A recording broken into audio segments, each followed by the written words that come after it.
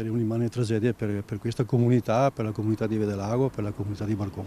Stava cercando di sollevare il basculante del garage, guasto da tempo, quando forse una perdita di equilibrio o una presa mancata hanno trasformato un gesto quotidiano in una tragedia. Il pesante portone è precipitato all'improvviso, schiacciandolo e uccidendolo sul colpo. In pochi istanti quel garage si è trasformato in una ghigliottina mortale. L'incidente è accaduto intorno alle 7:30 in via Pola a Barcon di Vedelago. A perdere la vita è stato Luca Trinca, di 55 anni, trovato ormai senza vita. Il portone, che da tempo presentava problemi, avrebbe dovuto essere riparato poche ore dopo da un tecnico. A lanciare l'allarme è stato un passante che ha notato il corpo e ha avvisato immediatamente i vicini. Sul posto sono arrivati i sanitari del SUAM 118, i vigili del fuoco e i carabinieri, ma per Trinca non c'era ormai più nulla da fare.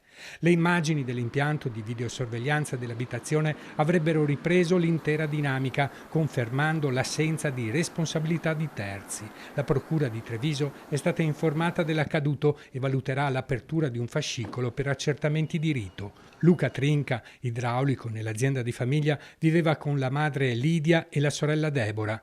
Il padre, Pier Giorgio, era scomparso 7 anni fa. L'uomo era conosciuto e stimato in paese per il suo impegno nella vita comunitaria.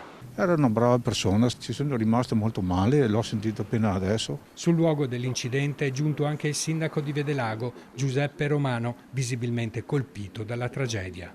È una immane tragedia per tutta la comunità di Vedelago, perché credo che abbiamo perso un ragazzo di 55 anni, quindi credo che ci sia poco, anzi nulla da dire. Quindi sono anche molto scosso perché, come voi sapete, io abito qui, abito a 50 metri da qui, una persona che con la mia famiglia, le nostre famiglie sono legate da tempo, quindi è veramente difficile per tutti quanti noi, in modo particolare per me, affrontare questa cosa.